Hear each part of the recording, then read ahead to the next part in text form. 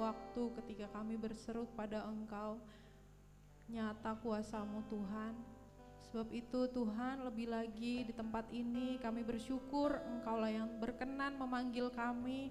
Engkau berkenan Tuhan memberikan kekuatan baru bagi kami, mengurapi Tuhan setiap kami Tuhan. Tidak ada yang Engkau tidak tahu Tuhan, tidak ada yang tidak Engkau mengerti dalam setiap pribadi kami. Sungguh kami rindu, biarlah hati kami bersatu untuk memuji menyembah Tuhan, sebab Engkau layak terima pujian, Engkau layak terima hormat.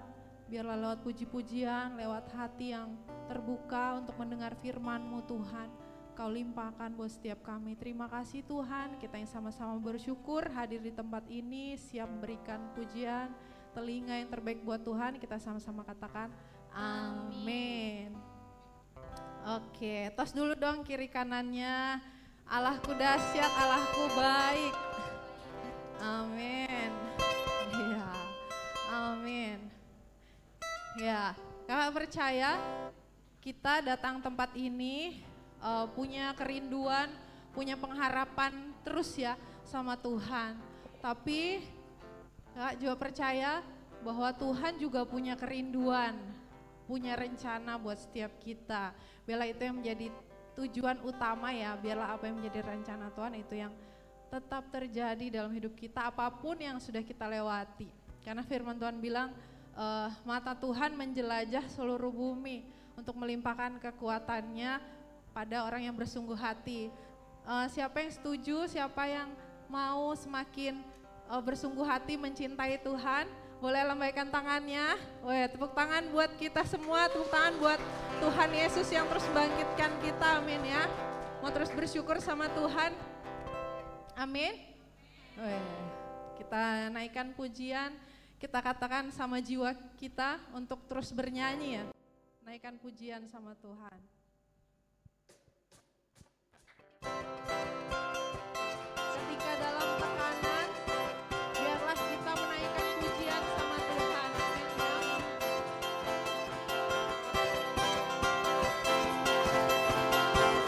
Ketika dalam tekanan, ku akan bertepuk tangan, ku memilih untuk bernyanyi.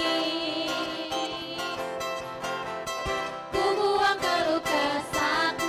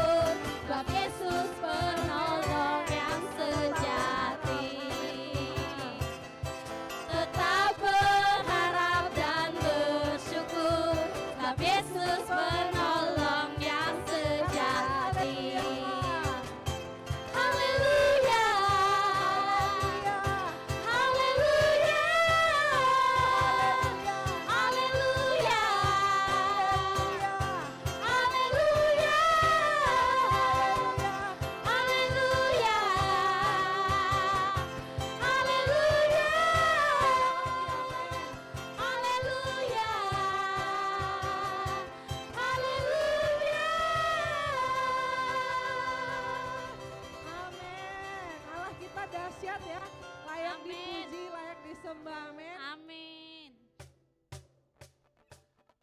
Allahku dahsyat, Dia berkuasa. Allahku dahsyat, surga bumi sujud menyembah Dia. Allahku dahsyat, Dia berkuasa. Allahku dahsyat, surga bumi sujud menyembah Dia. Amin. Amin Tuhan. Dari utara ke selatan, terdengar pujian bagi Allah kita. Dari utara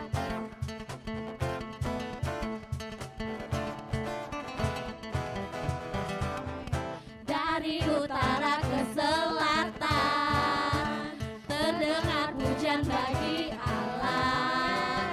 Dari barat sampai ke timur, nama Yesus disanjung tinggi. Dari pulau-pulau, lembah-lembah, gunung-gunung yang tinggi,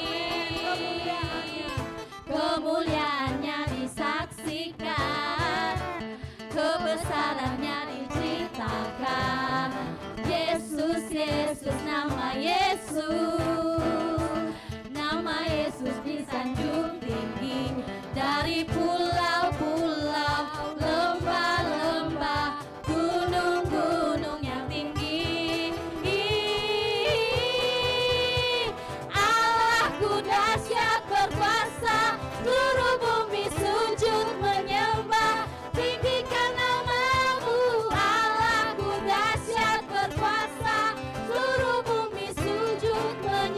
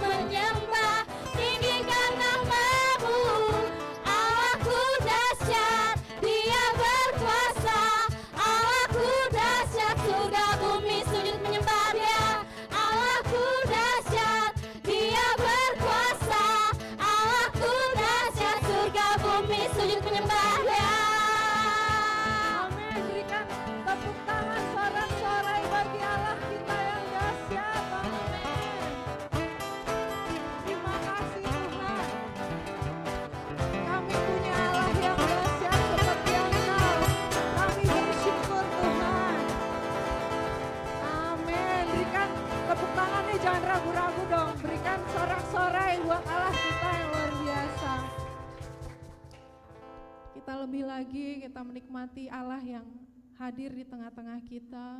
Kami bersyukur Tuhan. Kami bersyukur miliki Allah seperti Engkau.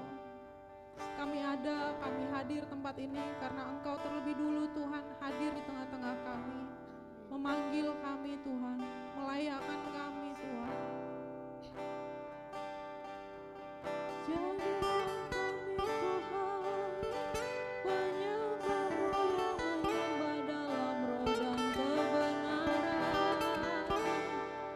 Bukan karena kuat gagah kami, bukan karena kebaikan kami,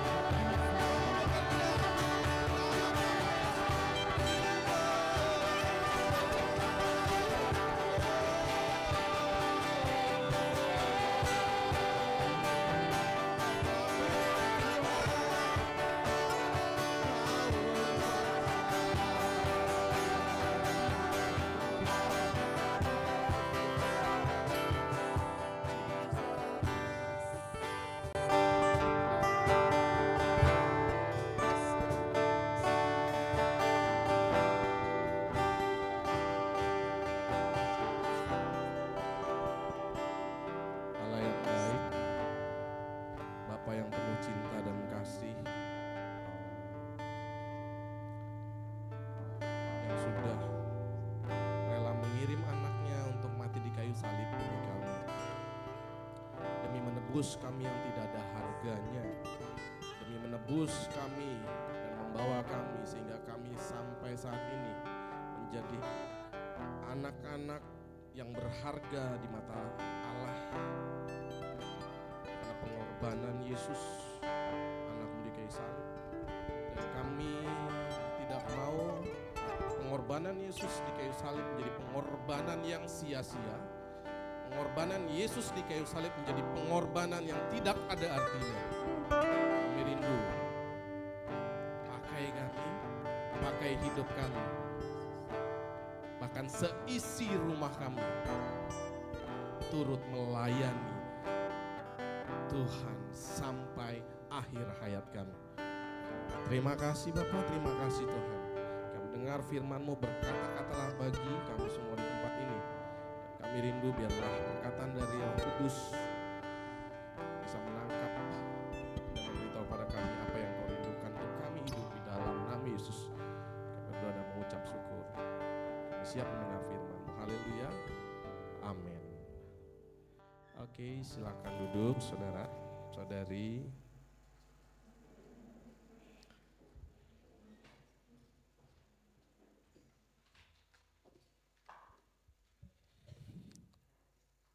Suaranya jelas? Jelas ya suaranya? Kalau di panggung memang suaranya jadi mantul. Tapi kalau saudara bilang jelas, puji Tuhan. Karena kita mau sama-sama belajar. Sudah salam kanan kirinya tadi? Sudah?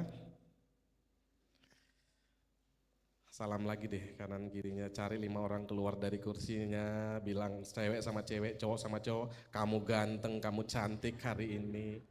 Silakan keluar dari kursinya, salim kanan kiri satu barisnya. Jangan ragu untuk memuji teman saudara si imanmu. Sudah semua? Waktu kamu bilang cantik ke temanmu, wajahnya sumringah? Siapa tahu memang sudah hampir 1 tahun tidak ada yang memuji, jadi itu adalah pujian pertama bagi dia di tahun ini. Jadikan hadiah akhir tahun buat dia. Ya, kita juga turut berduka cita ya, karena baru tadi saja Bapak dari Bang Evan, Bang Sufi, Kak Grace dan Kak Pipin meninggal dunia, dan kita turut berbelasungkawa. Dan silakan nanti kalau misalnya teman-teman habis gereja mau ada ngelayat ya, nanti informasinya mungkin ada di grup gereja atau dari teman-teman pengurus, silakan bertanya. Oke. Siapa di sini yang masih terus kejar suaranya? Cek. Enak aja ya? Suaranya kayak dengung ya? Ya dengung. Gainnya turunin aja Bang. Cek. Ya, gainnya turunin. Ini kayaknya mic yang lain nih. Bukan mic-nya Kak Catherine. Ini mic beda. Oke, cek 1. Masih dengung, gainnya turunin lagi.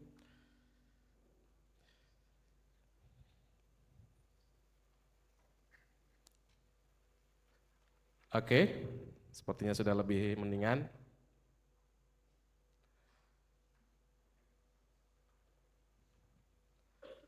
Siapa di sini yang masih terus kejar hubungannya dengan Tuhan, saudara? Boleh angkat tangannya?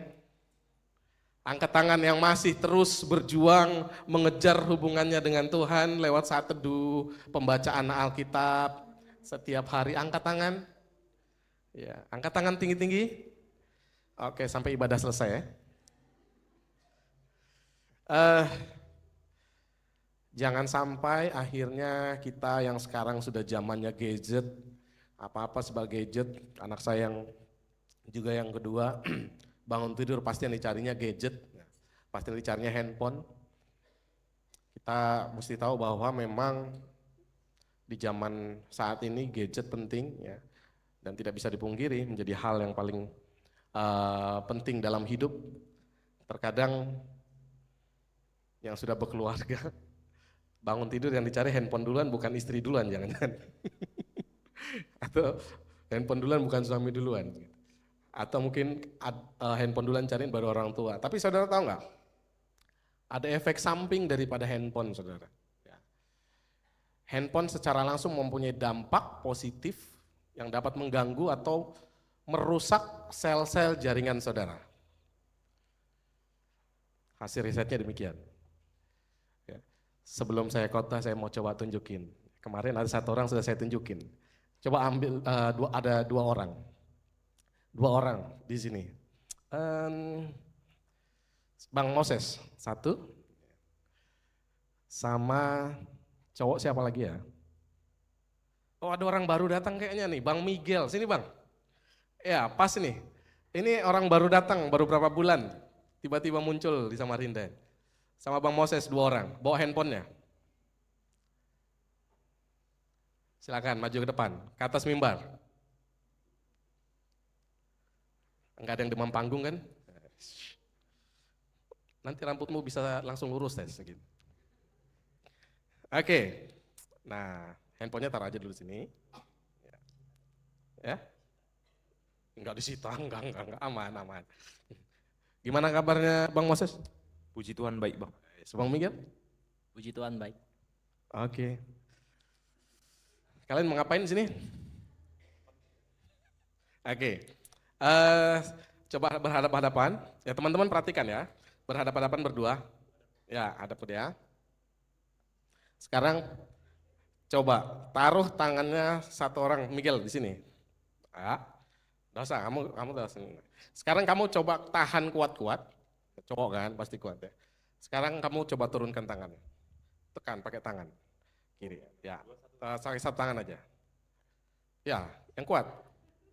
Ya, ada tenaganya? Ya, kuat ya? Ya kuat ya? Oke. Lagi pastikan kuat. Miguel tahan pakai tenaga. Mekanik loh, pasti kuat. Oke, kuat. Sekarang pegang handphonenya, seperti gaya menelpon pakai tangan sebelah.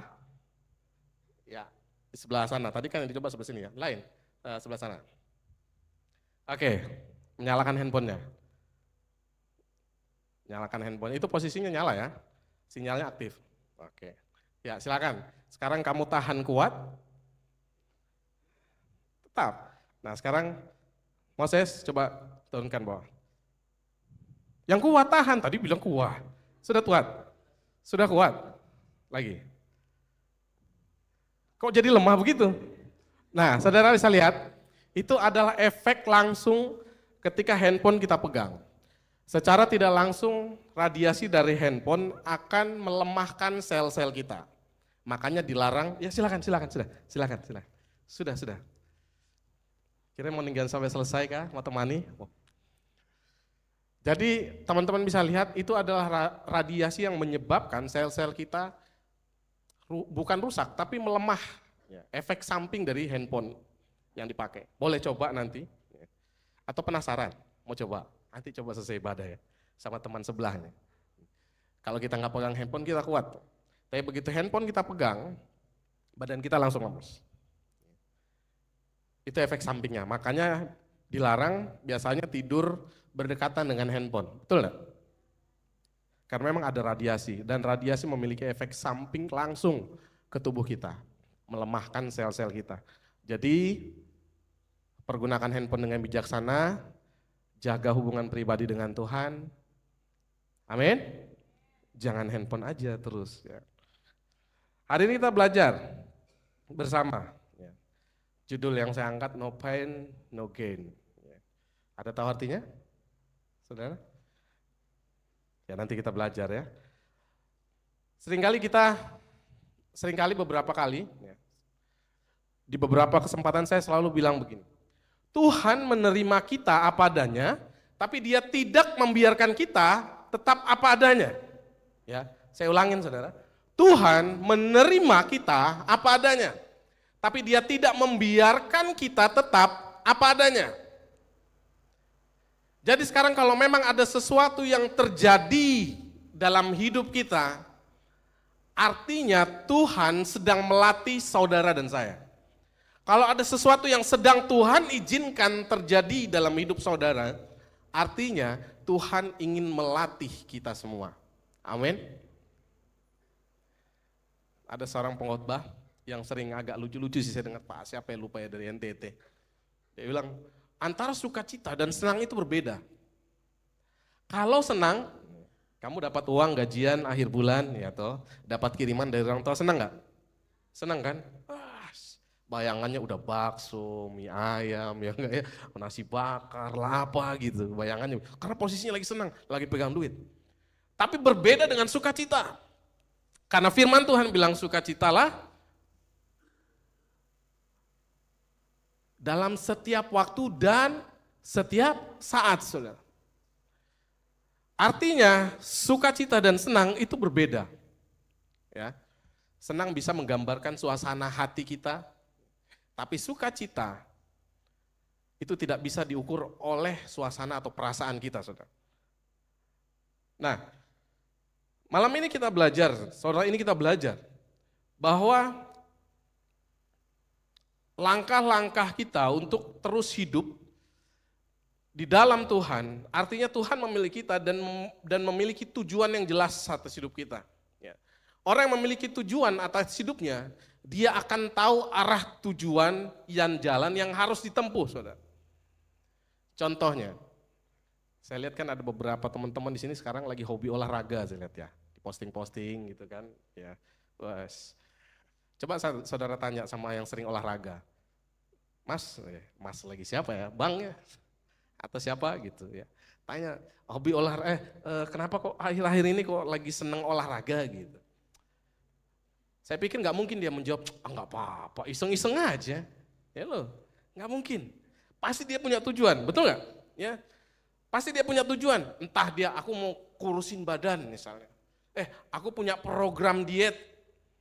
Aku punya punya lagi ada sakit apa dan saya diminta dokter untuk berolahraga rutin dan segala macam. Dia punya tujuan yang jelas atas tindakan yang dia ambil, yaitu berolahraga, saudara. Nah, begitu juga dengan kita sebagai anak-anak Tuhan. Ketika kita tahu apa yang menjadi tujuan kita, kita akan pintar memilih kemana tujuan dan arah yang harus kita ambil, saudara. Bilang amin dong. Hello. Itulah anak-anak Tuhan. Ya. Contoh orang yang nggak fokus, saudara.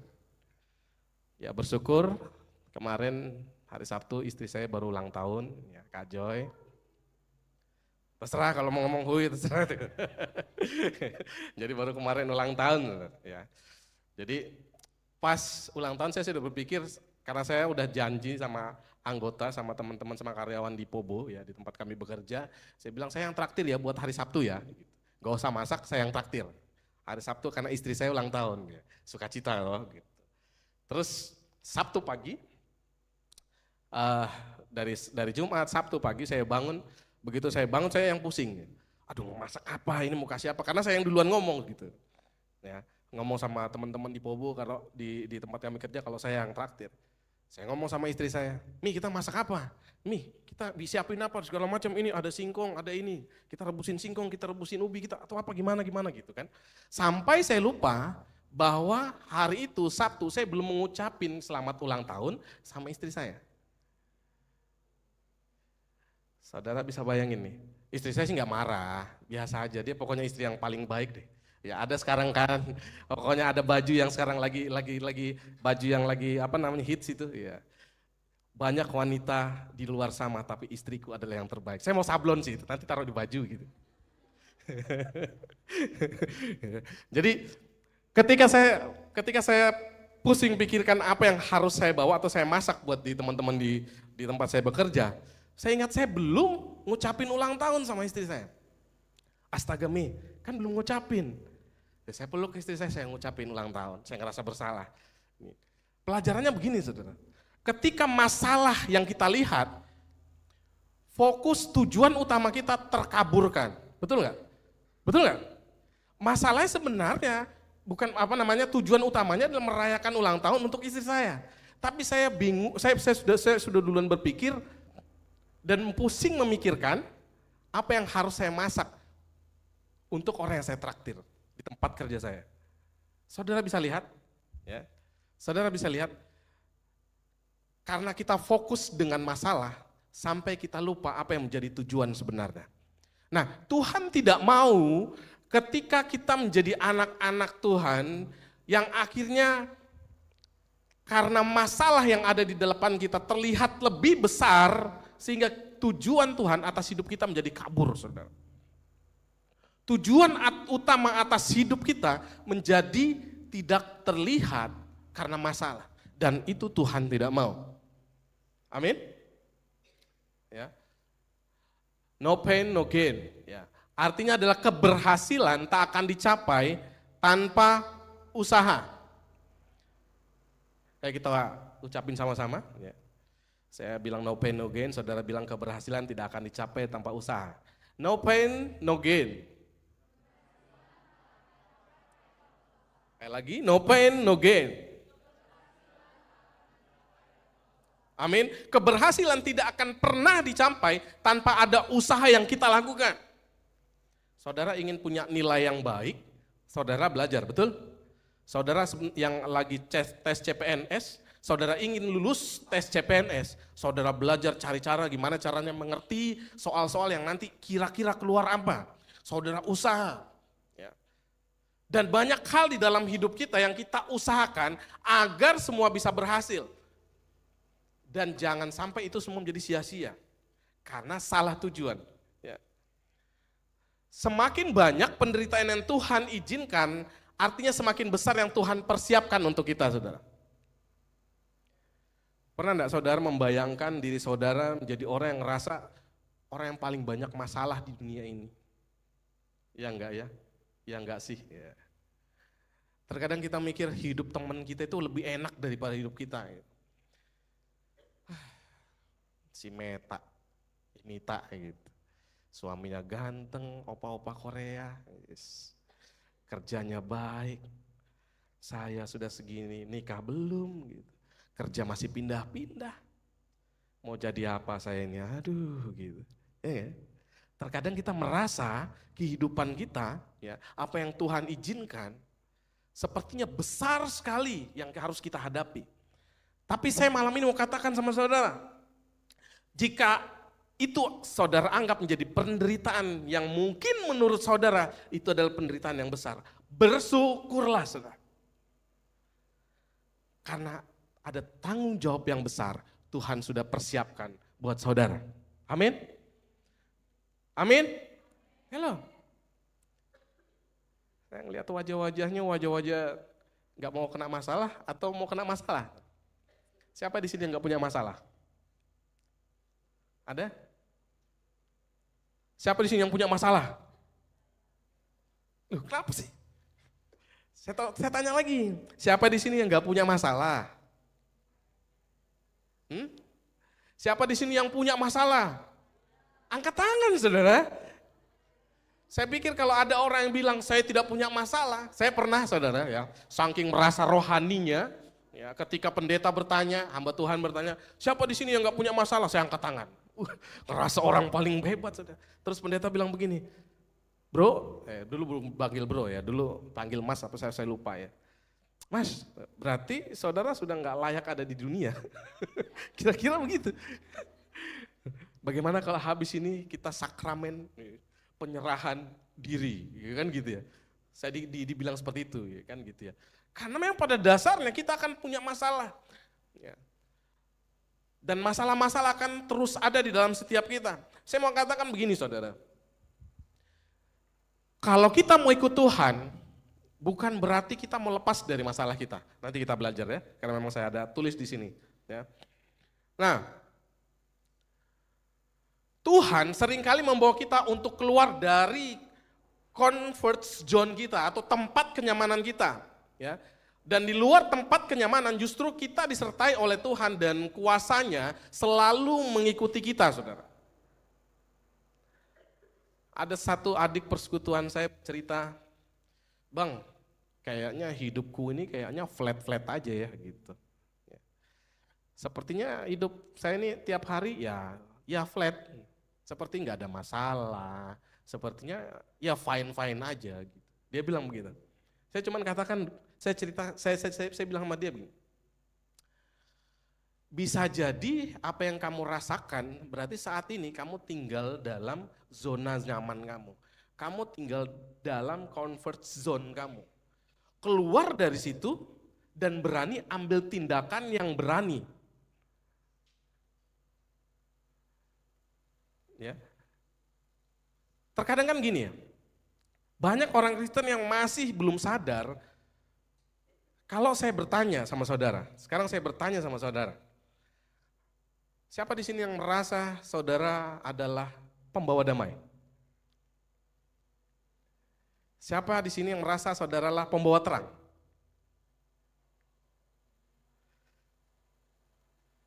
Saudara pembawa terang bukan? Hah? Ayo, saudara pembawa terang atau bukan? Halo?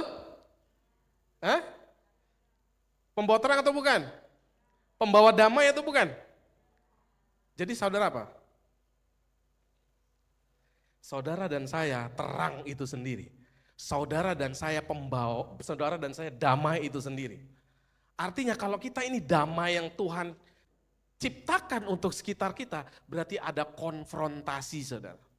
Berarti ada pemberontakan. Sama seperti halnya ketika kita merasakan sakit, pilek, misalnya atau demam dan segala macam. Mungkin ada orang yang bilang biarlah waktu yang menyembuhkan. Kan sebenarnya bukan waktu yang menyembuhkan, tapi ada perlawanan di dalam dirinya. Ada antibodi di dalam dirinya yang melawan virus-virus yang asing yang masuk dalam dirinya dan mengusir virus itu. Artinya ada perlawanan. Nah, kalau kita terang itu sendiri, kita damai itu sendiri, berarti ada idealisme Alkitabiah yang kita bawa di tempat sekolah kita, di tempat kerja kita, saudara. Dan itu harus dipertahankan. Jangan jadi orang Kristen yang udahlah cincai, gampang. Damai saudara dengan keadaan. Dipanggil atasan, buat nota kosong, sip bos, 50-50, oke. Dia mencoba damai dengan keadaan. Saudara, Tuhan tidak menginginkan kita menjadi orang-orang demikian. Ya. Nah, kalau saudara merasa sekarang kalau hidup saudara flat-flat aja, merasa fine-fine aja, keluar dari situ saudara. Ya. Maka kamu akan merasakan, maka saudara akan merasakan hidup yang berwarna bersama Tuhan. Terkadang khawatir, terkadang capek, terkadang nangis, sedih, bahagia yang kita rasakan. Kalau kita berjalan dengan Tuhan akan terasa berbeda saudara. Akan terasa berbeda karena campur tangan Tuhan. Ya, Yohanes 10 ayat 28 sampai 30. Boleh buka Alkitabnya. Dan aku memberikan hidup yang kekal kepada mereka dan mereka pasti tidak akan binasa sampai selama-lamanya dan seorang pun tidak akan merebut mereka dari tanganku. Bapakku yang memberikan mereka kepadaku lebih besar daripada siapapun dan seorang pun tidak dapat merebut mereka dari tangan Bapa. Aku dan Bapa adalah satu. Saudara, coba perhatikan.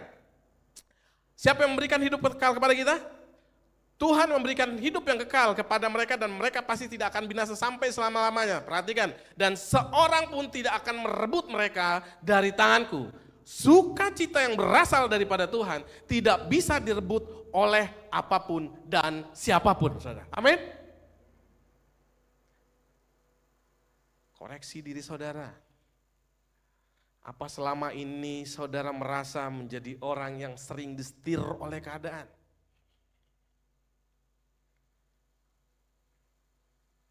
Saya sekarang betul-betul mengerti sikap wanita. 6 tahun pernikahan, tapi bukan dari istri saya justru saya belajar. Dari anak saya yang perempuan, saya baru punya anak perempuan 2 tahun. Ya. Anak saya itu, ya si Joen, kalau sudah jalan, misalnya jalan, gini aja. Saya lagi ngobrol misalnya, saya ngobrol nih sama orang, dia nggak ngeliat saya juga ngeliat dia. Dia jalan, jatuh. Jatuh tiba-tiba dia bangun, dia pukul saya, dia gigit saya. Ush, kenapa nak? Ternyata saya tahu dia jatuh. Ternyata emang begini ya sikap wanita dari lahir, dari kecil udah begini ya. Dia yang jatuh nyalahinnya orang gitu kan. Jadi wajar kalau seandainya ada sen kanan beloknya ke kiri gitu kan. Ternyata itu memang sikap wanita bawaan. Saya dulunya nggak percaya, saya percaya istri saya bisa berubah. Oh saya bisa doakan, saya percaya istri saya tidak sama seperti orang-orang lain. Istri-istri orang lain, dalam nama Yesus. Tapi begitu ngelihat Joen saudara, saya luluh, oh memang begini. Anugerah terindah untuk menjadi seorang wanita. Makanya ada lagunya. Karena, sudahlah. Oke. Saudara, kita mesti sadar, tugas kita bukan hanya sampai masuk ke dalam kerajaan surga. Ya. Tugas saudara dan saya bukan hanya sampai masuk ke dalam kerajaan surga, tapi memastikan seluruh isi rumah kita turut merasakan kehadiran Tuhan. Dan ini menjadi tugas saudara dan saya. Pastikan orang-orang sekitar saudara, saudara rohani, saudara jasmani saudara, mereka semua merasakan Tuhan dan sama-sama ikut melayani Tuhan. Dan ini menjadi tugas kita. Ya, kita sekarang saya coba untuk mempelajari ini, saudara. Ya. Saya buka-buka sedikit, kita nggak usah buka ayatnya, kita tidak usah baca semua, tapi boleh buka di Keluaran 13 ayat 17 sampai 22, tapi kita tidak usah baca semua karena waktu. Ya. Setelah, betul ya, sudah dapat semua ayatnya? Katakan amin. Setelah Firaun membiarkan bangsa itu pergi, Allah tidak menuntun mereka melalui jalan ke negeri orang Filistin. Walaupun jalan ini yang paling dekat, sebab firman Allah, jangan-jangan bangsa itu menyesal apabila mereka menghadapi peperangan, sehingga mereka kembali ke Mesir. Tetapi Allah menuntun bangsa itu berputar melalui jalan di padang gurun menuju ke Laut Teberau, dengan siap sedia berperang berjalannya orang Israel dari tanah Mesir. Musa, kita baca sampai habis aja lah ya. Musa membawa tulang-tulang Yusuf, sebab tadinya Yusuf telah menyuruh anak-anak Israel bersumpah dengan sungguh-sungguh. Allah tentu akan mengindahkan kamu, maka kamu akan membawa tulang-tulangku dari sini.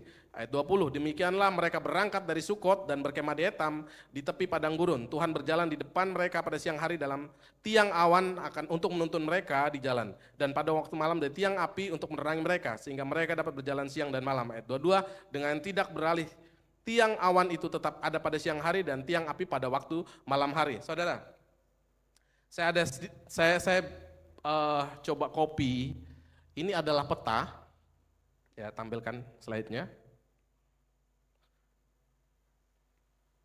Kelihatan nggak ya? Kelihatan ya? Oke, saudara, ini adalah jalur bangsa Israel selama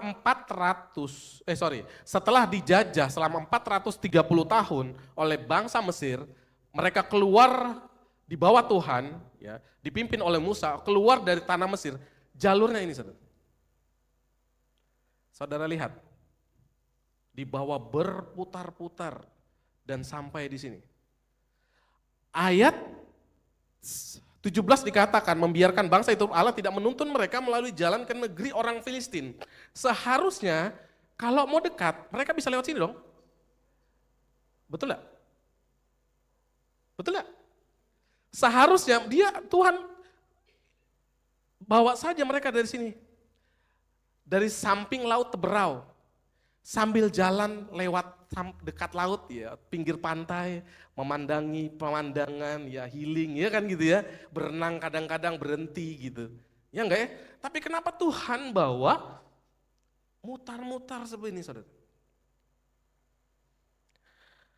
Ayat selanjutnya kan dikatakan ya, jangan-jangan bangsa itu misal apabila mereka menghadapi peperangan, bisa aja Tuhan membawa mereka untuk melewati samping Laut Teberau, dan tapi di sini saudara, di situ adalah negerinya orang Filistin. Orang Filistin tahu badan-badannya, Goliat orang Filistin saudara, raksasa besar-besar, ganas-ganas. Tuhan tahu, kalau saya bawa mereka dengan jalan singkat menuju tanah Kanaan, melewati negeri Filistin dan berperang melawan mereka, pasti mereka kocar-kacir. Kenapa? 430 tahun mengalami perbudakan. Bisa dibayangkan seorang budak yang mungkin jalan aja nunduk, saudara. Betul? Datang dari sana menuju tuannya, dia akan berlutut, saudara. Merangkak. Ketika dia tatap mata kepala wajah tuannya, bunuh. Begitu hebatnya, ya, karakter budak masuk ke dalam bangsa Israel. Dan bisa dibayangkan kalau tiba-tiba mereka diminta untuk berperang melawan Goliat. Orang-orang seperti Goliat, orang-orang Filistin yang besar-besar badannya. Bisa dibayangkan seperti apa? Makanya Tuhan tidak mau membawa mereka terlalu cepat. Ya. Padahal jumlah mereka juga besar, saudara. Berdasarkan riset, ada sekitar 2 juta bangsa Israel yang dibawa bersama-sama. 2 juta itu bangsa yang besar. Karena di dalamnya bukan hanya orang Israel, bukan hanya bangsa Israel, tapi ada bangsa-bangsa lain yang ikut bersama-sama dengan bangsa Israel. Jumlahnya ada sekitar 2 juta lebih. Saudara tahu, gol terbaik dari apa yang kita pelajari dari bangsa Israel, walaupun kita sudah berulang-ulang bercerita ini, berulang-ulang dikhotbahkan ini, kita mesti tahu bahwa proyek Tuhan bukan membawa kita cepat sampai kepada tujuan. Goal terbaik Tuhan bukan ingin membawa kita cepat-cepat sampai kepada kesuksesan. Goal terbaik Tuhan bukan membuat gereja besar, murid yang banyak, saudara. Tapi goal terbaik Tuhan atau proyek terbesar Tuhan mengubah hidup saudara dan saya. Itulah proyek terbesar Tuhan. Maka kalau dari sekarang saudara merasa kok lama sekali, kok saya menjadi orang yang kayaknya belum, sudah saatnya loh saya di sini, sudah saatnya loh saya ini sepertinya naik jabatan, promosi dan lain sebagainya. Sudah saatnya loh aku ini sudah seumur segini gitu, dapat kerjaan kok gini-gini aja Tuhan, padahal saya setia. Padahal saya rajin perpuluhan, pelayanan Tuhan. Tapi kok saya begini-begini aja, saya lihat hidup teman-teman saya di sana yang di luar sana yang gak kenal Tuhan. Kita mulai membandingkan diri kita dengan orang-orang di luar sana, saudara. Tanpa kita sadar bahwa Tuhan ingin membawa kita dan melatih diri kita untuk proyek yang besar. Untuk sesuatu yang besar. Saudara mesti tahu, mengikuti Tuhan, ya, Tuhan tidak pernah menjanjikan kehidupan yang selalu enak atau bebas dari masalah. Kalau saudara saat ini datang kepada Tuhan dan saudara beranggapan, saya mau ikut Tuhan karena saya mau lepas dari masalah. No, saudara. Bahkan ketika ikut Tuhan, kita akan merasa, kok masalah akan semakin besar dan banyak. Bisa jadi. Tuhan akan bawa demikian. Memang benar saudara. Di satu sisi kita akan mengalami kuasa Tuhan. Dengan apa yang Tuhan izinkan terjadi atas hidup kita. Tapi di sisi yang lain kita mesti sadar bahwa kita juga harus siap mengalami penderitaan bersama-sama dengan Tuhan. Amin. Saudara pernah menangis, tetapi hati saudara itu damai banget. Saudara pernah mengeluarkan air mata, daging kerasa nangis, rasa tidak terima dengan apa yang terjadi, tetapi sukacita dan damai sejahtera di dalam hati saudara melimpah-limpah, saudara. Wow. Itu di titik di mana saudara merasakan sukacita yang berasal daripada Tuhan. Daging tidak terima, daging bisa nangis, mata bisa menangis, mencucurkan, kita bisa teriak. Ya, seperti yang rame-rame di FYP itu ya.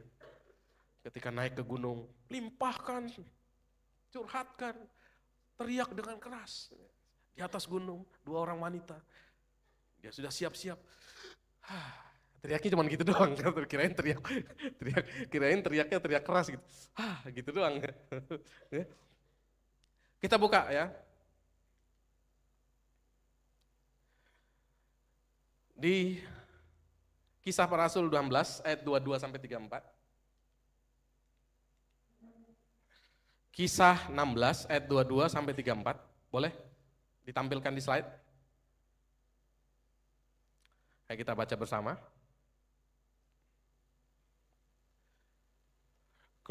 Kisah Para Rasul, Kisah Para Rasul 16 ayat 22 sampai 34. Ayo kita baca bersama.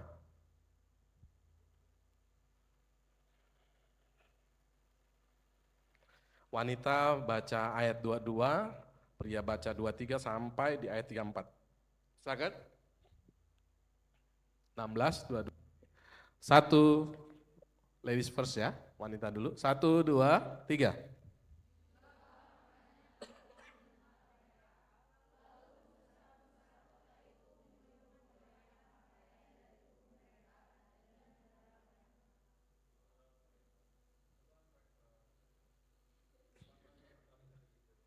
Cowok, 1, 2, 3.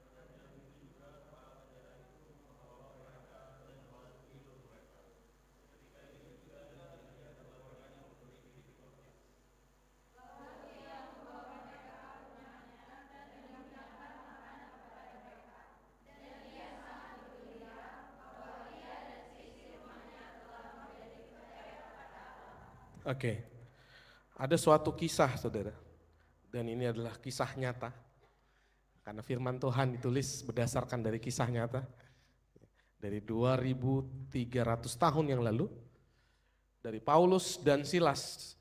Kita mau belajar bersama. Ya. Paulus disebut orang Rom, warga kekaisaran Romawi, yang seharusnya diperlakukan dengan baik. Tetapi di ayat ini kita melihat bagaimana Paulus dan Silas ditangkap dan dipenjarakan. Dan di dalam penjara dia disiksa sedemikian rupa. Saudara. Dalam kondisi di kisah itu. Ya. Kita mengerti sekali bagaimana saudara mungkin baca nanti di pasal-pasal berikutnya. Pengalaman Paulus, bagaimana ditangkap, bagaimana disiksa. Dia dituduh melakukan hal-hal yang sebenarnya dia tidak lakukan. Paulus punya karakter yang keras dari keluarga kerajaan yang seharusnya dilakukan atau diterima dengan baik. Tetapi dia mendapat perlakuan yang kasar, saudara. kita belajar bahwa apa yang dilakukan dan yang dialami oleh Paulus dan Silas, seharusnya dalam posisi demikian, dia punya alasan untuk bisa kecewa dengan keadaan. Kembali ke slide. Ya. Sepertinya manusia tidak pernah lepas daripada rasa kecewa. Betul tidak? Terkadang kita kecewa dengan keadaan, kecewa dengan pasangan. Berapa kali kami datang ke pasangan yang baru menikah, dulu menggebu-gebu sekali, menceritakan kebaikan pasangannya begitu menikah. Baru berapa bulan saudara, dia sudah bilang, kayaknya aku salah berdoa. Bisa terjadi demikian saudara. Bisa dibayangkan rasa kecewa dia. Ya. Nah, dua hal yang biasanya membuat manusia yang kecewa. Yang pertama, tidak mendapatkan apa yang diharapkan saudara. Ya. Dan yang kedua, mendapatkan apa yang tidak diharapkan. Dua hal yang biasanya membuat manusia kecewa. Yang pertama, tidak mendapatkan apa yang diharapkan. Yang kedua, dia mendapatkan sesuatu yang mungkin dia doakan, yang mungkin dia gumuli, yang dia pikir itu adalah janji daripada Tuhan, tapi tidak sesuai dengan ekspektasi dia. Ini biasanya banyak terjadi di wanita-wanita. Biasanya. Mungkin ya, kayak Kak Joy kan ya berapa kali cerita. Dia itu nggak ada ekspektasi punya suami kayak saya gitu loh. Kayak abang kalian ini gitu. Ekspektasinya itu ya mungkin dalam pikirannya ya, maaf ya, sudah melotot saya takut. Pengen kayak opa-opa Korea, mungkin begitu ya, mungkin ya. Pengen kayak opa-opa Korea, tinggi ya kan, Kak Joy secara tinggi, saya kalau berdiri sama Kak Joy ya bisa dilihat lah ya kan gitu ya, kalian nilai ya. Ekspektasinya begitu. Makanya butuh 4 tahun untuk saya bisa mengejar beliau. Butuh waktu yang lama untuk dia membuat sadar, ini loh pasangan yang Tuhan kasih. Terkadang gitu, tapi begitu dia nikah, dia tahu, ternyata papi orangnya begini, ternyata papi orang tidak, dia harapannya itu dulu tuh kayaknya orang Batak itu, tak gitu. Orang Medan tuh gitu. Datanya begitu nikah, enggak ya, enggak begitu-gitu juga. Ya puji Tuhan lah. Tapi bisa jadi mungkin ada yang lain punya ekspektasi yang berbeda. Dulu ternyata kalau dulu belum nikah kayaknya cek satu. Kalem gitu. Datang begitu sudah nikah. Ya ampun ngoroknya, naudzubillah gitu kan misalnya. Datangnya ngoroknya keras banget gitu. Kayaknya dulu waktu pelayanan jadi aser. Senyum menggoda dompetku, ya gitu. Senyum menggoda, sorry. Tapi begitu nikah, ya ampun senyum aja susah sama suami. Misalnya begitu. Ya ini belajar aja ya. Yang masih muda-muda jangan juga terlalu cepat. Bang habis ini langsung dia datang ke saya. Bang aku sudah mau siap menikah, jangan juga. Ya. Yang pertama tadi apa? Tidak mendapatkan apa yang diharapkan, mendapatkan apa yang kedua mendapatkan apa yang tidak diharapkan. Saudara tahu, ingatlah bahwa kita ada pilihan lain selain dari kecewa. Apa yang dilakukan Paulus dan Silas dalam keadaan tertekan, mereka memuji dan menyembah Tuhan. Ini yang dilakukan Paulus dan Silas. Setelah mereka dipukuli, dimasukkan dalam penjara, saudara baca di ayat di atas ya. 16 ayat 25. Dikatakan, ya, tetapi kira-kira tengah malam, saudara kalau dalam kondisi keadaan tertekan tuh biasanya susah tidur tidak? Susah tidur, terbangun tengah malam saudara. Kayaknya Riri menghayati sekali. Habis ini nanti kita doakan ya. Tengah malam saudara, susah tidur, ini yang dilakukan Paulus. Kira-kira tengah malam di saat keadaan pusing, stres saudara dengan keadaan. Ya. Paulus dan Silas berdoa dan menyanyikan puji-pujian kepada Allah dan orang-orang hukuman lain mendengarkan mereka. Di saat tengah malam mereka berdoa dan datang sama Tuhan. Saudara, waktu saudara dalam keadaan tertekan dengan keadaan, ya, dengan keadaan sekitar saudara yang merasa tidak berteman atau tidak kompromi dengan keadaan saudara, saudara datang memuji dan menyembah Tuhan. Bukan saudara pegang handphone saudara tadi, saya sudah praktekkan. Bukan pegang gadget saudara tadi. Bisa jadi mungkin saudara nonton Lapor Pak misalnya, misalnya kan ada handphone di handphone dia, Lapor Pak live misalnya, oh ketawa-ketawa, habis itu bisa tidur. Besok mikirin lagi saudara. Tapi kalau di saat saudara datang sama Tuhan, memuji dan menyembah Tuhan, ini yang terjadi pada Paulus dan Silas saudara. Mereka berdoa dan memuji di tengah malam. Ini menggambarkan tempat yang paling gelap, yang paling susah ya tadi saya bilang ya. Memuji dan menyembah Tuhan di saat yang sulit. Adalah pekerjaan yang memang terasa paling sulit dalam hidup kita. Terkadang kita memang susah untuk berkata Tuhan baik di saat keadaan tidak baik, betul nggak? Terkadang susah untuk kita berkata Allah dahsyat. Di saat misalnya orang tua kita dipanggil Tuhan. Saya masih ingat sekali waktu adik saya, mama saya 2000, bapak saya 2010, bapak 2010, mama 2013 dipanggil Tuhan. Dalam kondisi range waktu yang sangat singkat, adik saya sakit, ya, diagnosa bakteri basil. Bakteri basil itu sama dengan penyakit kusta. Tapi penyakit kusta sekarang udah bisa, bakteri basil itu bisa disembuhkan sekarang. Jadi kulitnya itu hitam. Hitamnya bukan hitam kayak saya gini, bukan saudara. Tapi hitam beneran. Hitam kayak gini, terbakar. Hampir seluruh badan dia cewek. Saya udah berpikir, kan waktu itu bapak sudah nggak ada, mama meninggal. Saya dalam posisi sangat terpuruk. Saya kuliah belum selesai, adik saya 3. 2 masih 1 kuliah, 1 sekolah. Adik saya yang sakit ini dia sudah bekerja, ya dia vekon tapi sudah duluan sama saya angkatannya tapi dia sudah lulus ya. Saya berpikir gimana nih adik saya, siapa yang mau nanti menikahi dia, kulitnya hitam saudara, kalaupun nanti sudah sembuh seperti apa. Tapi dalam keadaan itu, saya ingat sekali saya masuk di dalam kamar, saya berdoa sama Tuhan, Engkau baik. Waktu mama saya dipanggil Tuhan, saya berkata, saya di lab, waktu masih jadi asisten dosen, saudara. Saya dapat informasi, kalau mama saya meninggal, saya angkat tangan, terima kasih Tuhan, Engkau baik.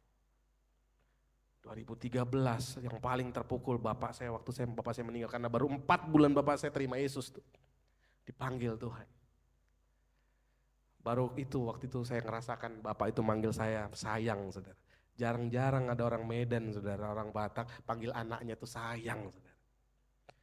Saya paling sering dipanggil bodat, saudara. Sama birong galot, tiba-tiba dipanggil, ayo sayang.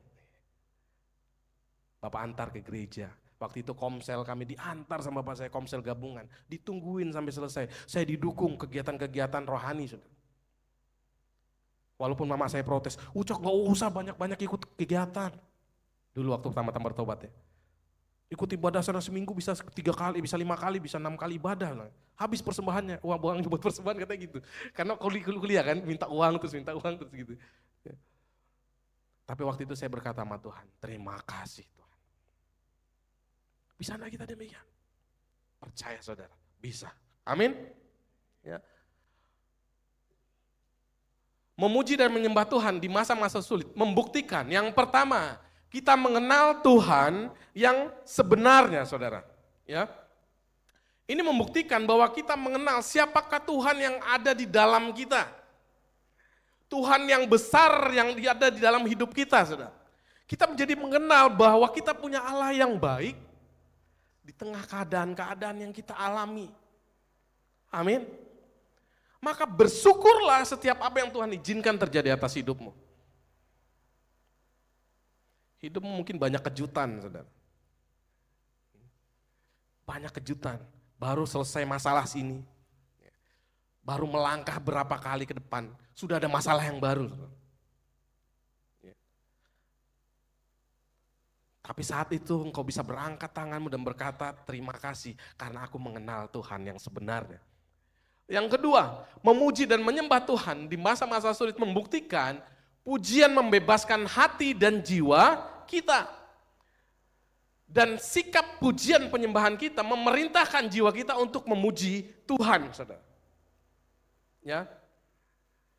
Paulus dan Silas, saat itu mereka dalam belenggu di dalam penjara. Tubuh mereka terpenjara, namun hati dan jiwa mereka bebas, saudara. Itu sebabnya mereka dapat memuji Tuhan. Tapi yang miris, banyak orang percaya, banyak orang Kristen yang justru terbalik, saudara.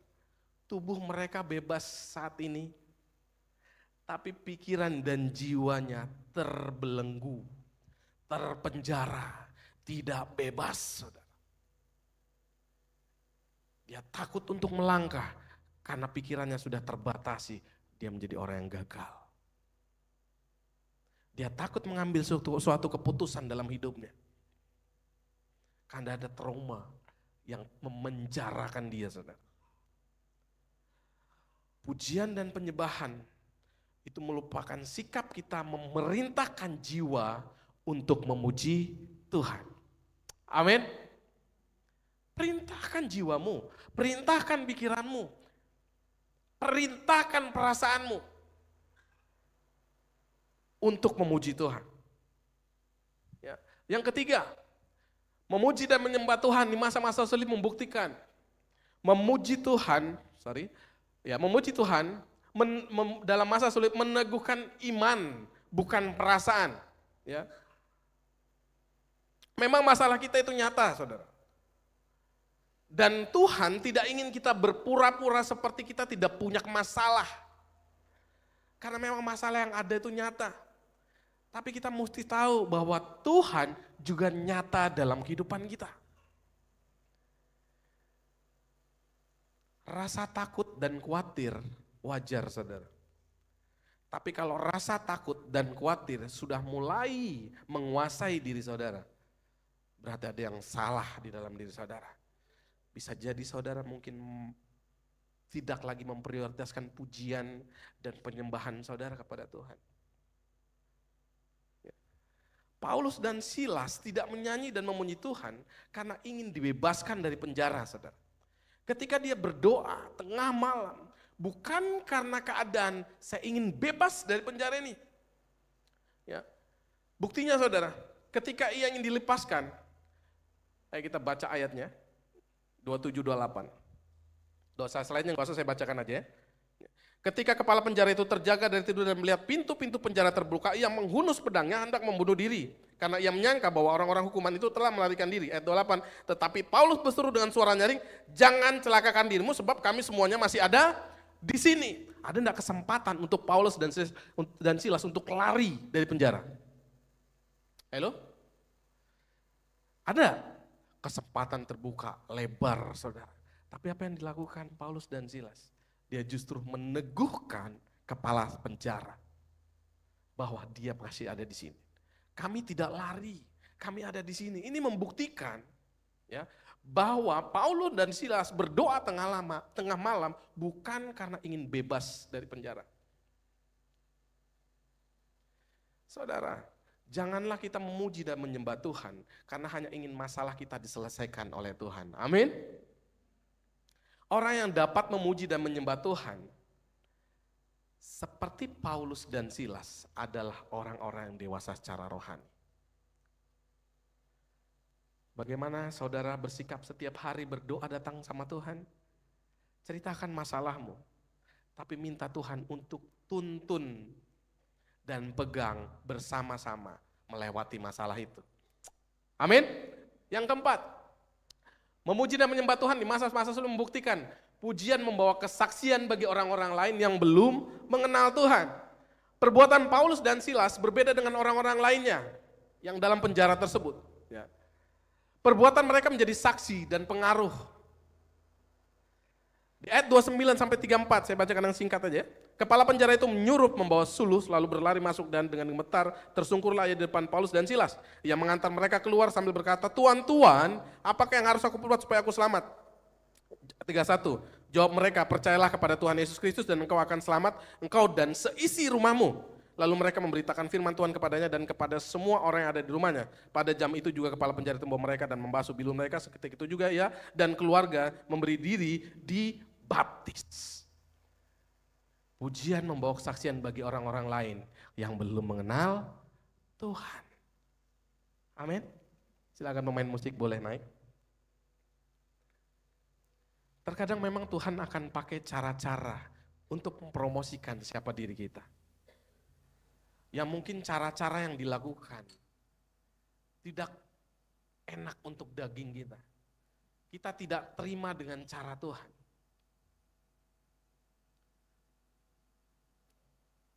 Tetapi bisa jadi itu adalah cara Tuhan untuk mempromosikan saudara. Untuk lingkungan saudara, untuk teman saudara. Maka dari itu, jangan pernah ngeluh. Amin. Tepuk pundak kanan kirinya buat dia saudara. Jangan ngeluh. Jalani hidup dengan sukacita. Tuhan besertamu. Amin. Ayo kita bangkit berdiri saudara. Haleluya Yesus.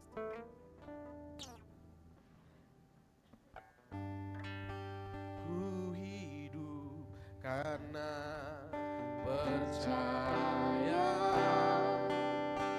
Kau yang berjanji setia, pengharapanku selalu ada.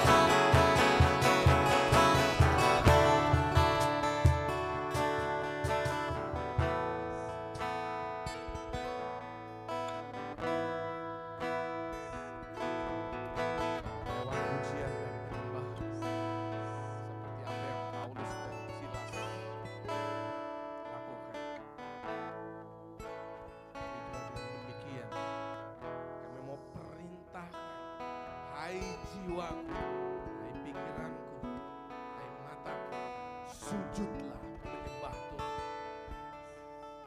Hai jiwaku, hai pikiranku, hai mataku, tunduklah kepada Tuhan.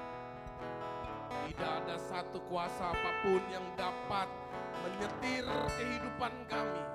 Tidak ada satu kuasa apapun yang dapat menyetir keadaan kami.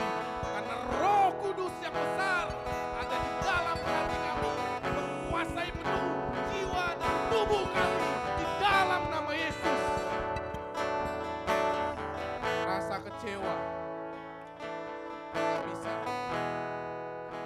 membuat hati kami tenang. Rasa pahit hati, pahit dengan keadaan, pahit dengan orang-orang sekitar, tidak bisa menyetir jiwa kami. Kami ingin mengalami kemerdekaan penuh di dalam nama Yesus. Biar kuasa-Mu bekerja Tuhan bagi hidup kami dari sekarang sampai selama-lamanya.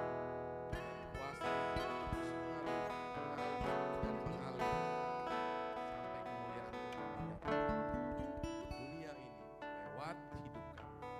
Dalam nama Yesus kami sudah dengar firman, sudah merasakan bagaimana Kau bekerja di dalam hati kami, dan kami tidak mau biarkan hal-hal duniawi yang bersifat meracuni jiwa, hati, dan pikiran kami masuk dan menggerogoti di dalam tubuh kami. Biarkan bait suci ini terus Kau pakai bagi kemuliaan Tuhan. Di dalam nama Yesus kami sudah berdoa dan mengucap syukur. Haleluya. Amin. Oke, silakan duduk.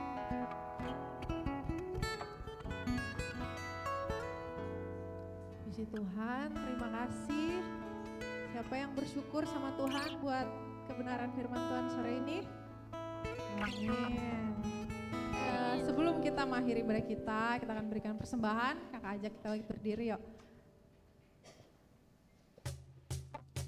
Terima kasih.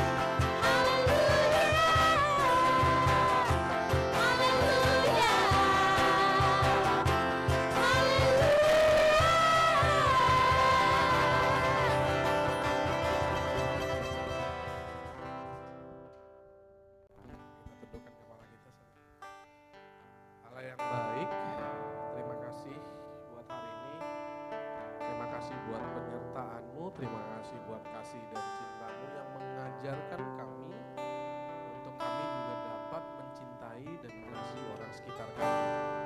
Kami percaya cinta yang tulus daripada Allah, cinta kasih nyata daripada Allah yang terbukti dalam kehidupan kami, manifestasi untuk orang sekitar kami. Dalam nama Yesus, malam ini kami sama-sama belajar bagaimana dalam kondisi keadaan kami mau terus memuji dan menyembah Tuhan. Engkau sendiri yang mengatakan dalam firman, pujilah Tuhan hai jiwaku, sembahlah Dia selalu dalam setiap keadaan. Dan itu yang kami mau hidupi dalam kehidupan kami, dalam keadaan terdesak, dalam keadaan sesakit apapun yang kami rasakan, kami mau terus menyembah dan memuji Engkau Tuhan, karena kami tahu ketika kami memuji dan menyembah Tuhan, maka kuasa Tuhan akan menyatakan sukacita surga yang kami dapatkan dalam kehidupan kami. Terima kasih buat firman-Mu, buat penyembahan kami malam ini. Terima kasih buat seluruh tim Praise and Worship. Terima kasih buat yang ambil bagian dalam pelayanan malam ini, dari Aser, Sonet, multimedia, semua yang terlibat dalam promoting. Saya malam ini kami persembahkan persembahan yang harum dalam Yesus. Angkat kedua tangan kita. Tuhan memberkati engkau dan melindungi engkau. Tuhan menyinari engkau dengan wajah-Nya dan memberi engkau kasih karunia. Tuhan menghadapkan wajah-Nya dan memberi engkau damai sejahtera. Dan biarlah damai sejahtera yang berasal daripada Allah yang sejati terus